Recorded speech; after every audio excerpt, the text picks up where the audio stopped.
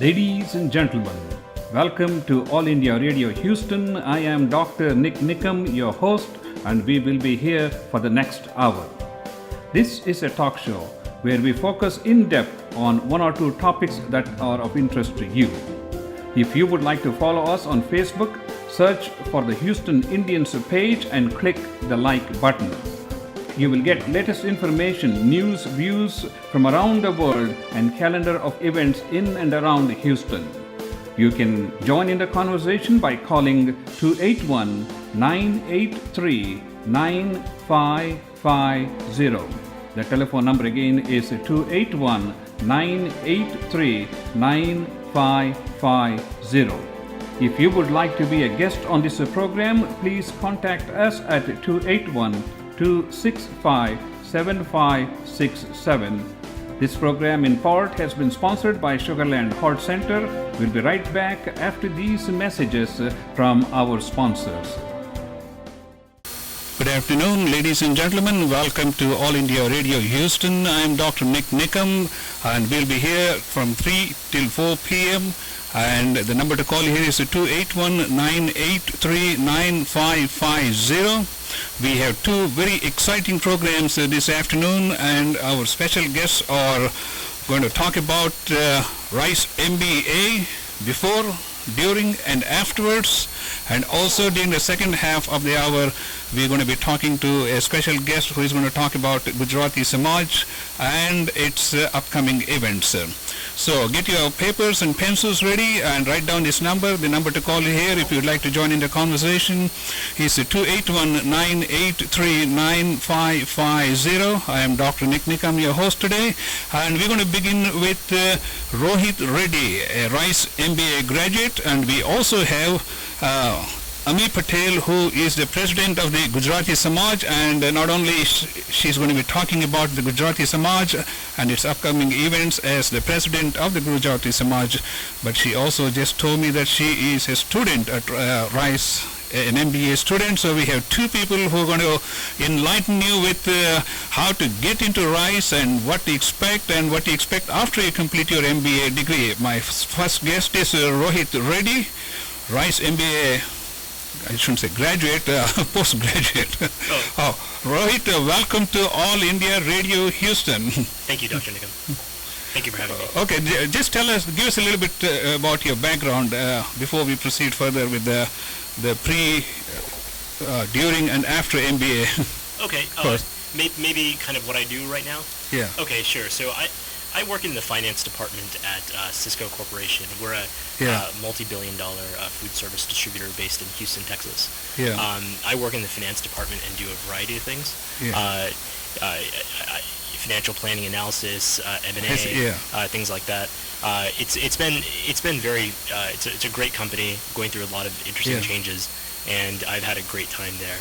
I joined Cisco right after Rice, actually. So I've been there. So I graduated. We'll get to that. You also can join in the conversation since you are doing your Rice MBA.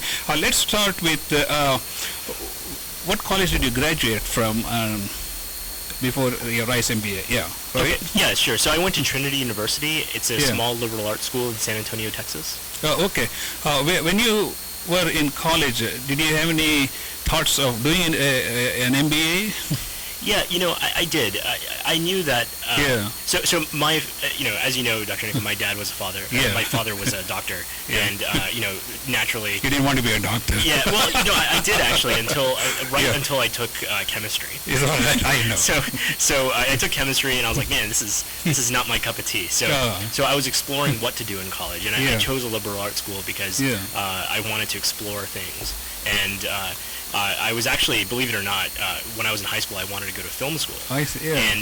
And so I applied to the University of Southern California, and which is where John Lucas went to film school. So I thought that would be kind of a neat place, and it was something I was very passionate about. Let's talk about when you were in undergraduate school. Did you take any particular subjects with MBA in mind? Yeah. Well, okay. So did they help you? Yeah. No. Absolutely. So my undergraduate majors, and at Trinity you can major in a variety of things. I did finance, economics, and political science. Yeah. So the finance and economics obviously had a direct a transfer Finance, of knowledge to business school. And then when you're in business school, you can further study certain subjects also. You can concentrate in different areas. So does it help the students to pick topics that they would be doing in MBA course, or does it matter? Yeah, so if you're an undergraduate or if you're thinking about going to business school at some point, the thing with MBA, it's kind of similar to medicine in the sense, so I guess they have to decide which particular field. Yeah, you have to decide, exactly. You have to decide a particular field. There's so many different areas. There's finance, marketing, management. I see, all of those things. So it just, it's kind of like going to any professional school. If you're in law school, you have to decide kind of what areas you're interested in. Yeah. Or medical school, you have to think about, what specialties would you be considering, that kind of thing. Okay, so, let's talk about what was the time lapse between your undergraduate and MBA? Okay, so I graduated from Trinity in 2001, in May 2001, and then I joined Rice in 2009. I think it was August 2009. So I guess that's like, 8 years, I guess. Yeah. So what's the usual time frame you think between graduation honestly, and... I took a long time. Is that right? Yeah, so I was kind of deciding what to do. And the thing with business school is that's tricky, and things are changing now. Yeah. And it depends on where you go to school. But, you think about the time that you apply and the time that you actually go in. There's a 1 year gap. It takes 1 year. And so if you don't, if you're, usually, ideally, you want to apply in the first 2 rounds, and that would be before December. Yeah. And this is for a typical full-time program. I mean, I don't know how your situation was, but for a typical full-time program, you're looking at applying before December for the following August. Okay, so you're looking at kind of a 9-month window in terms of like waiting. I see. So if you're in a situation where you're planning, you really need to plan almost 18 months ahead of time. Because you need to take your GMAT, you should prepare for that. You need to seriously think about where you want to go, and then you start applying, and the application process is pretty tough, and you're asked questions like, who are you? What do you want to do? I see. Yeah. And those are kind of thought-provoking questions if you think about it. That's interesting. Yeah. And how many colleges did you apply, and how did you pick? Both of you can answer. How did you pick Rice MBA? Because I looked at Rice MBA when I was trying to apply for my Master in Healthcare Administration, and I thought that was a pretty steep requirement. Go ahead. Yeah, well, for me, the way I was thinking about business school, either you, and I'm from Houston, and I was working in New York City at the time. My perspective was go big or go home. I see. Yeah. Okay? So either go to the top 2 or 3 schools, that's true, or go to a place where you can make the most of your network, and I know what it means to be from Southwest Houston. Okay? Yeah. I don't have the faintest idea what it means to be from any part of Boston or Chicago or LA or anything like that. So that, I think, gives a person from a particular place an advantage in terms of being able to leverage what they know. I see, yeah. So tell us, for prospective students, college students, what to expect in terms of requirements in GPA or grades or extracurricular activities, and what makes difference and what doesn't make difference. Okay. Yeah, Amy, you can also Thank you, Dr. Nikam. So my story is a little different than Rohit's. I'm actually doing the executive MBA, and it's a weekend, every other Friday, Saturday deal. So I'm not in the school full time.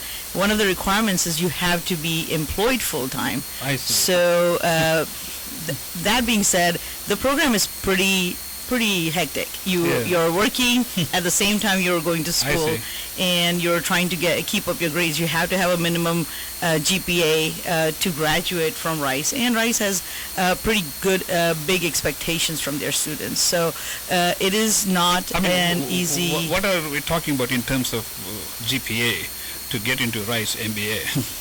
Well, for the executive program, they take a lot of things into consideration. Your work experience, if you've done any management, and then your GPA and your GMAT scores. So for me, I had a managerial experience for 19 years, so they waived my GMAT. But at the same time, my GPA undergrad had to be over 3.5. I see. And so I did my pharmacy here. So I'm a pharmacist at Texas Children's currently. And like I said, one of the requirements was to make sure that you are employed full-time. I see. Okay, getting back to Rohit, that was one of my next questions. When you're doing a Rice MBA, full-time like you did, is there any scope for working, or they recommend not to divert your time in other activities? No, the thing with business school is there's no standard student. There are a whole bunch of different students. There are kind of different buckets of programs at Rice at least, for three types of students. The first one is a full-time MBA where you leave your job and you devote your full-time attention to business school. The second one is a part-time professional MBA where you do nights or weekends. And then there's the executive MBA, which is amazing, and you're a working professional who is part of a different kind of class of people who have more executive kind of experience. So the full-time and the professional weekend, those are kind of the same sort of kind of pool of people, if you will, I think, in terms of the amount of experience they have before they go to business school. And in the full-time program, you have a group of people that have a wide variety of experience. I've seen people who go straight from undergrad to business school. I don't recommend that because what happens is business school all of a sudden becomes this equalizing factor. I see. Where everyone is now on the same foot, and now if you think about it, that kind of cancels everything out. Okay, let me ask you, during these 18 months of MBA search, what helped you the most? Well, I think it's very complex. You have to really rely on the network of people that you've worked with, because in addition to writing these very thought-provoking essays, you have to ask for 3 recommendations. I see. So who do you ask for recommendations? That takes a lot of time for somebody else. So what if you're applying to 5 schools? What are they looking for in the recommendation letters? So there are some people who go for, they'll go and they'll ask the CEO of their company to write a recommendation letter, which is great. But the best recommendation letters come from people that you work with directly. Okay. Your immediate supervisor. Your immediate supervisors. It could be a customer. It could be a client. Somebody like that. Relatives are probably out of the question. So, in fact, I have been asked to write a recommendation letter for an MHA student because I did MHA. And in fact, that person worked in my office, which helps me to have a direct contact with that person. So let's take a little break, and when we come back, we'll talk about your experience inside the Rice University campus. We'll be right back after these messages. Center, located in Sugar Land, Texas. Dr. Imran Mohiuddin specializes in vascular diseases of the legs and arterial grafts. Their office is located at 20403 University Boulevard, Sugar Land, Texas. Their telephone number is 281-302-6292. Again, 281-302-6292. Good afternoon, ladies and gentlemen. Welcome back to All India Radio Houston. I am Dr. Nik Nikam, your host. The number to call here if you'd like to join in the conversation or if you have any questions, the number is 281-983-9550. We are talking about Rice MBA. We have 2 Rice MBA. One of them is a graduate, another one is a student, and they are sharing their experience. And later on in the second half of the hour, we will be talking to Ami Patel, who is the president of the Gujarati Samaj, and she is going to talk about her ambitious plan for the Gujarati Samaj for the coming year.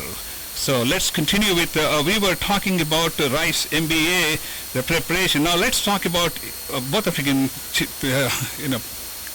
talk your experience as a student, what to expect in the Rice University campus, how vigorous the program is, and what have you learned, and what people should do something differently if they were to be a student at Rice MBA program.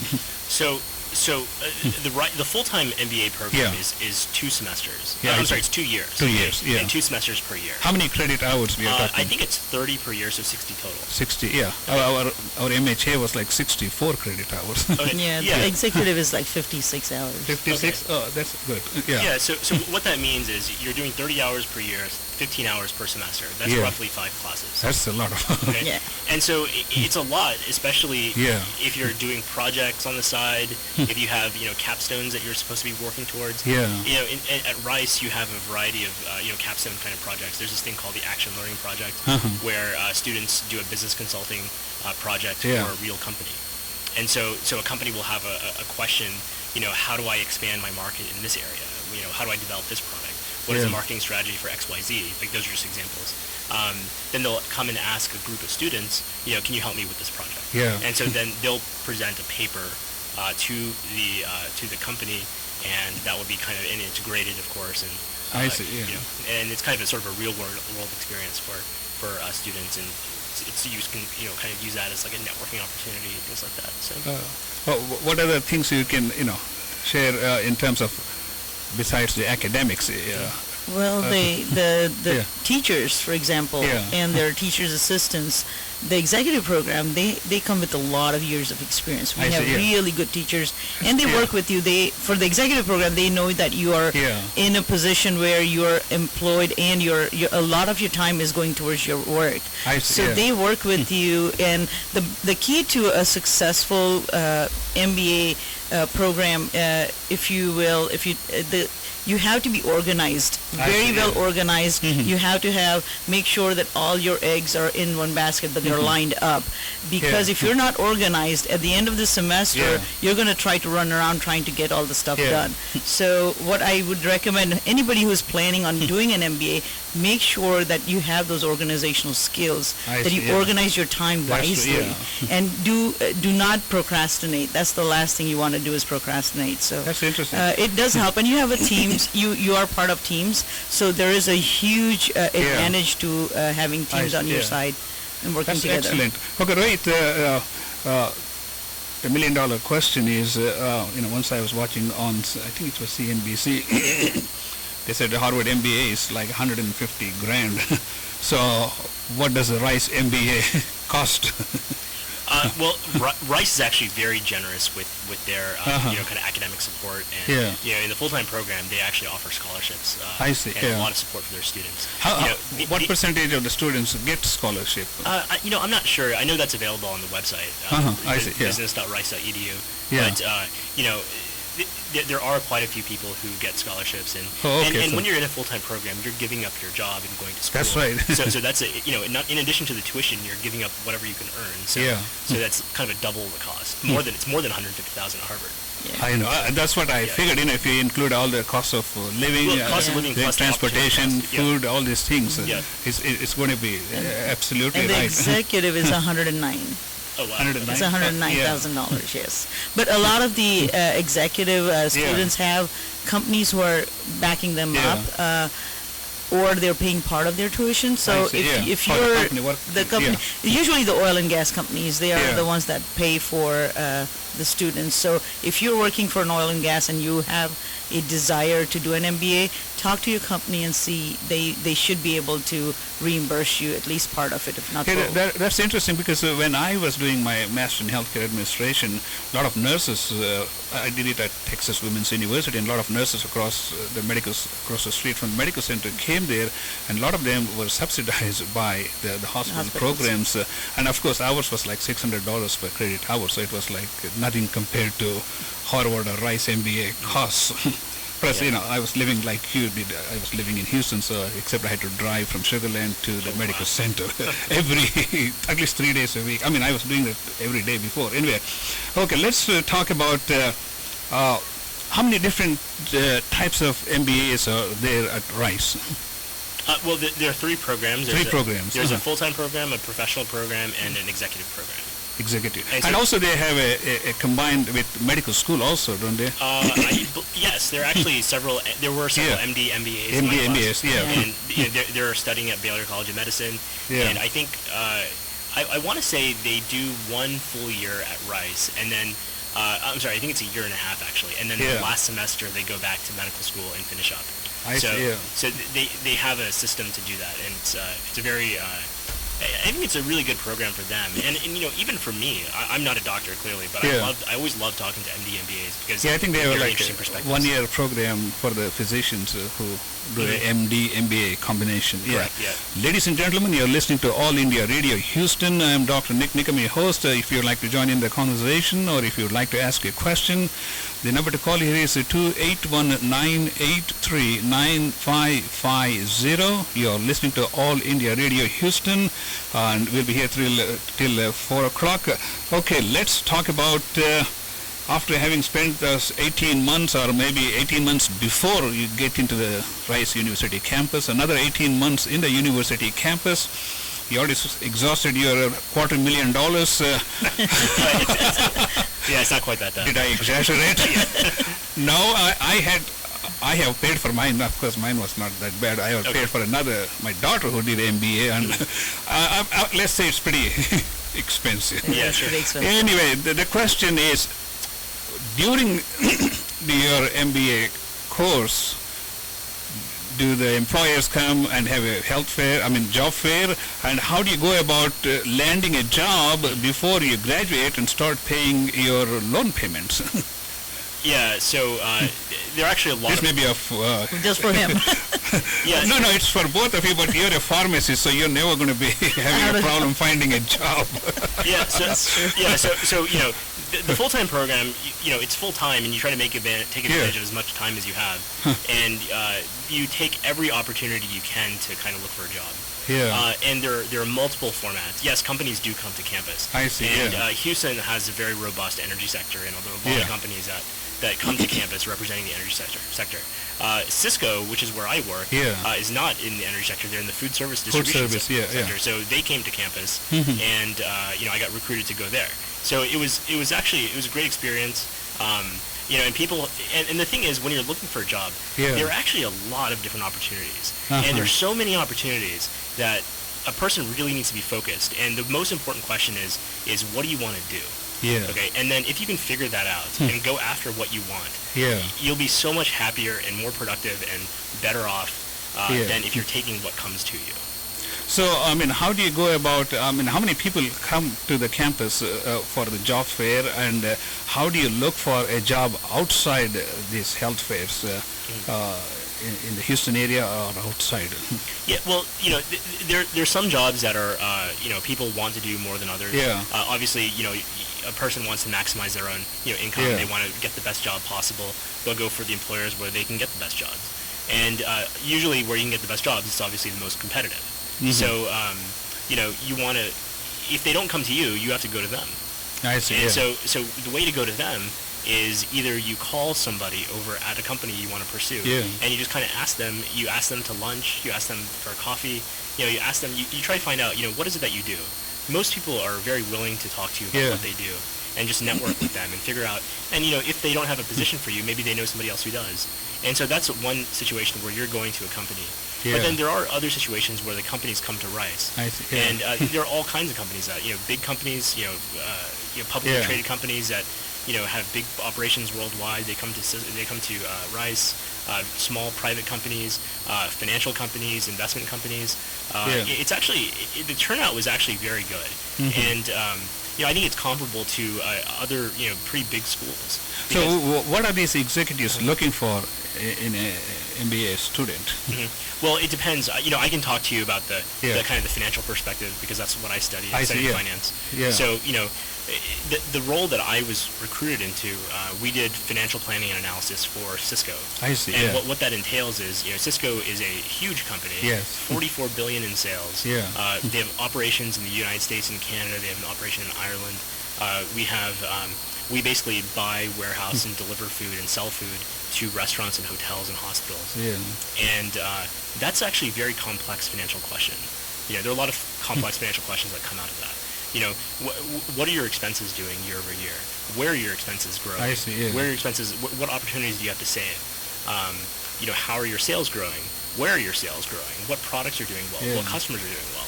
And so all these cross sections of data, an MBA student should be able to go and analyze. I see, And this isn't specific to just Cisco. This is specific to a lot of companies. A lot of companies have those questions. And an MBA who's studied finance rigorously, data analysis, they should be able to do those things. That's interesting. Ladies and gentlemen, you're listening to All India Radio Houston. I'm Dr. Nik Nikam, your host. The number to call here is 281-983-9550. We are talking about Rice MBA, before, during, and after. The experience from one of my beloved friends, Rohit Reddy. And, he's a close friend of mine. And, let's talk about what kind of things have you learned from this Rice MBA journey compared to when you were at Trinity in San Antonio. Yeah. No, actually, that's a great question. Yeah. And my experience is different from most students. Yeah. Okay? Because people go to business school for a variety of reasons. Some people go for a job change, like maybe they're an engineer and they want to do finance, and they study finance in business school. Yeah. Other people want to progress. Maybe they're hitting a glass ceiling in their career, and the MBA can help them get through that. I was kind of more in the latter category, where I wanted to kind of extend my career in the finance sector. I see. So I studied finance undergraduate. I studied economics and political science, and I learned a lot of the fundamentals of finance. And I was kind of able to take that a step further in business school. So the technical finance, I was able to kind of grasp pretty quickly. Mm-hmm. But the areas that I was really able to benefit from at Rice were kind of the softer areas. Yeah. You learn about negotiation, you learn about leadership, you learn about communication, you learn about working effectively in teams, you learn how to network with people. How do you ask the right questions? There are so many times when you're in a situation, the CEO is in a room with you, and they're starting to ask a lot of questions. How do you keep composed in a situation, a very kind of complex situation? Looks like we might have a call. Let's see if Okay. we can get this call. Hello? Hello? Yeah, hello. Go ahead, please. Yeah. Yeah, I wanted to find out, what is the GRE or GMAT score for getting into Rice, right? I tried very hard, but I'm glad you asked the right question, because they were just going around circles when I asked what is. We don't want to know your score. We want to know what score our children have to take. Yeah. Okay, let's ask this. That's right. Yeah, so I'll be very candid with you. And I'll tell you what the school will say, and I'll tell you what I'll say. Yeah. Okay. So the schools will say, and this is whether it's Rice or Harvard or any school. Okay. It doesn't. There's no actual target score. Okay, that's what they'll tell you. Okay, but the thing is, there are averages, and all the schools publish the average. They'll look at. They'll look at the kind of the range, the 25 to 75% range in scores, and they'll publish that score. You can just find it online. It's probably on the Rice website. I don't know what it is. When I was at Rice, I think the GMAT score was the average GMAT score was like 670, 690, something like that. Mm-hmm. Okay? But honestly, what you should aim for. Excuse me. Another matter I wanted to find out. Do you have a combined course for like a CPA and an MBA that is a hybrid degree? Well, you can get an MBA in accounting. Okay, that does exist. Okay? I see, yeah. But, and I think, and I'm not sure about this, I think very recently, either they've done this or they're planning to do this at Rice. Yeah. They might be starting a master's in accounting. I think they were thinking about it at the time. I don't know where that stands. You might want to check the Rice website for that. All right, thank you so much. But to add on to him, what would benefit you and your child is if you do the information sessions. You go on their website, business.rice.edu, and they have information sessions for these admissions. There was one just 2 days ago. So you attend those, and then it's basically like marketing yourself, like, this is me, this is what I want to do. You talk and network with all the admissions people, and that would help you answer a lot of your questions as well. Also, one of the things you may do is just go to Google and type MBA plus CPA. So you may be able to find some of the universities, because when my daughter was looking for MBA, we did all kinds of, like Rohit said, all these GMAT scores are all published there. They say if you are below this, don't even bother applying. But no, you should apply. You should apply. GMAT is just one component of it. All right, thank you. Thank you very much. Okay, Rohit, it's been a pleasure. I think I can't imagine 30 minutes just went by like flash of lightning. Hang in here, you don't have to leave. Okay. And we want to thank you on behalf of All India Radio. Maybe we should get together one more time and we can talk for hours, because this would be very useful for prospective students. Because when I was looking for MHA, I did like nights and days worth of research on Google to find out what's all this about. So ladies and gentlemen, you're listening to All India Radio Houston. And we will take a little break and we'll come back, and after the break we will be talking to Ami Patel about the Gujarati Samaj and her ambitious activities planned for this year. We'll be right back after these messages.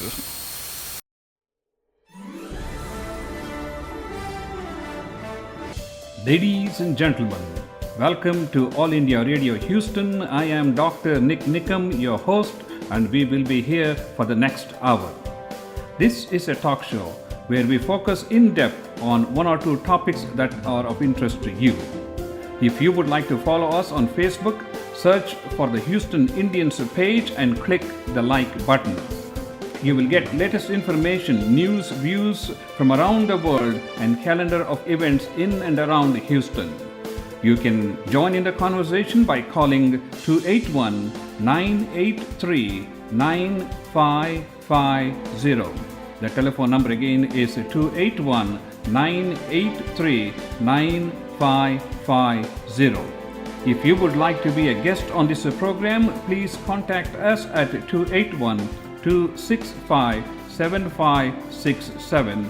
This program in part has been sponsored by Sugarland Heart Center. We'll be right back after these messages from our sponsors.